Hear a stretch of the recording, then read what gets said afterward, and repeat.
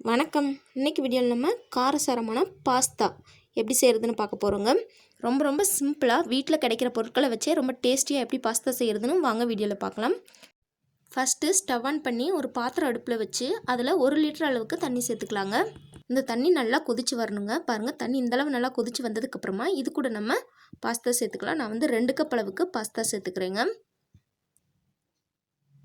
சேர்த்துட்டு தேவையான அளவு உப்பு சேர்த்துக்கலாம். சேர்த்துட்டு இதை நல்லா மிக்ஸ் பண்ணி விட்டுட்டு இதை நல்லா வேக விட்டுலாங்க. பாஸ்தா வேகிறதுக்கு 8லிருந்து 10 நிமிஷம் போல் ஆகும். பாருங்கள், 8 நிமிஷம் ஆயிருக்கு. பாஸ்தாலாம் நல்லா கலர் சேஞ்ச் ஆகி சூப்பராக வெந்து வந்திருக்குங்க. இப்போது ஸ்டவ்வை ஆஃப் பண்ணிவிட்டு இருக்கிற தண்ணி எல்லாத்தையும் வடித்து எடுத்துக்கலாங்க. இந்த மாதிரி தண்ணியெலாம் வடித்ததுக்கப்புறமா இது கூட நம்ம 1 டீஸ்பூன் அளவுக்கு எண்ணெய் சேர்த்து நல்லா மிக்ஸ் பண்ணி வச்சுக்கலாம். இந்த மாதிரி எண்ணெய் சேர்த்து மிக்ஸ் பண்ணால் பாஸ்தா ஒன்றோட ஒன்று ஒட்டாமல் சூப்பராக கிடைக்குங்க.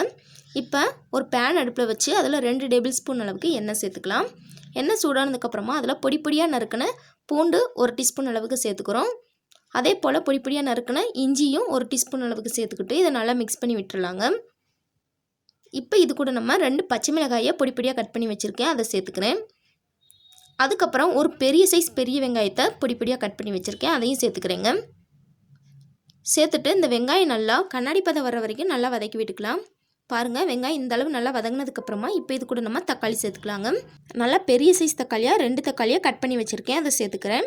அப்புறம் ஏற்கனவே பாஸ்தாவில் உப்பு சேர்த்துருக்கோம், அதனால் இந்த வெங்காயம் தக்காளிக்கு அளவாக மட்டும் உப்பு சேர்த்துக்கிறோங்க. சேர்த்துட்டு இந்த தக்காளி நல்லா மசிகிற வரைக்கும் மிக்ஸ் பண்ணி விட்டுக்கலாம். தக்காளி இந்தளவு நல்லா மசிஞ்சதுக்கப்புறமா இப்போ இதுக்கு தேவையான மிளகாய் தூள் எல்லாம் சேர்த்துக்கலாங்க. ஃபஸ்ட்டு 1/4 டீஸ்பூன் அளவுக்கு மஞ்சள் தூள், அதுக்கப்புறம் 1 டீஸ்பூன் அளவுக்கு தனி மிளகாய் தூள். நான் கொஞ்சம் காரம் அதிகமாக சேர்த்துக்கிறேன், அதனால் 1 டீஸ்பூன் போல் சேர்த்துருக்கேங்க. அதுக்கப்புறம் 1/2 டீஸ்பூன் கரம் மசாலா சேர்த்துட்டு இந்த மசாலாவோட பச்சை வாசனை போகிற வரைக்கும் நல்லா மிக்ஸ் பண்ணி விட்டுக்கலாம். இப்போ இது கூட நம்ம 1 டேபிள் ஸ்பூன் அளவுக்கு தண்ணி சேர்த்து நல்லா மிக்ஸ் பண்ணி விட்டுக்கோங்க. இந்த மசாலாவோட பச்சை வாசனைலாம் போகிற வரைக்கும் இதை நல்லா வதங்கட்டுங்க. இந்த மாதிரி மசாலாவோட பச்சை வாசனையெல்லாம் போனதுக்கப்புறமா இப்போ இது கூட நம்ம சாஸ் சேர்த்துக்கலாங்க. நான் 2 டேபிள் ஸ்பூன் அளவுக்கு டொமேட்டோ சாஸ் எடுத்திருக்கேன், அதை சேர்த்துக்கிறேன். உங்கள்கிட்ட சாஸ் இல்லை அப்படின்னா எலுமிச்சம்பழத்தை பிழிஞ்சு விட்டுக்கோங்க, கூடவே சர்க்கரையை சேர்த்துக்கோங்க. அப்போ இந்த டேஸ்ட் கிடச்சிருங்க. சேர்த்துட்டு இந்த மாதிரி நல்லா மிக்ஸ் பண்ணி விட்டதுக்கப்புறமா இப்போ இதில் நம்ம வேக வச்சு எடுத்து வச்சுருக்க பாஸ்தாவை சேர்த்துக்கலாங்க. பாஸ்தாவை கரெக்டாக வேக வச்சாதான் இந்த மாதிரி தனித்தனியாக இருக்குங்க, அப்படி இல்லாட்டி அப்படியே ஒன்றோட ஒன்று ஒட்டிக்கும். இப்போது கடைசியாக ஒரு 1/2 டீஸ்பூன் போல் மிளகுத்தூள் சேர்த்துக்கலாங்க. சேர்த்துட்டு இதை நல்லா மிக்ஸ் பண்ணி விட்டுறலாம். எல்லா மசாலாவும் நல்லா பாஸ்தாவில் நல்லா கோட்டாகிற மாதிரி நல்லா மிக்ஸ் பண்ணி விட்டுக்கோங்க. ஒரு 2 நிமிஷம் இந்த மாதிரி நல்லா மிக்ஸ் பண்ணி விட்டுக்கோங்க.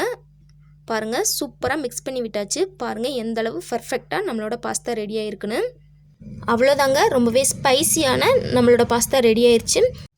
அப்படியே சூடாக சர்வ் பண்ணிங்கன்னா ரொம்ப அட்டகாசமாக இருக்குங்க. கண்டிப்பாக நீங்களும் இந்த ரெசிபியை உங்கள் வீட்டில் ட்ரை பண்ணி பார்த்துட்டு எப்படி வந்துச்சு அப்படிங்கிறத மறக்காமல் கீழே கமெண்டில் சொல்லுங்கள். இந்த வீடியோ உங்களுக்கு பிடிச்சிருந்தால் லைக் பண்ணுங்கள், ஷேர் பண்ணுங்கள், மறக்காமல் நம்ம சேனலை சப்ஸ்கிரைப் பண்ணிக்கோங்க. தேங்க்ஸ் ஃபார் வாட்சிங்.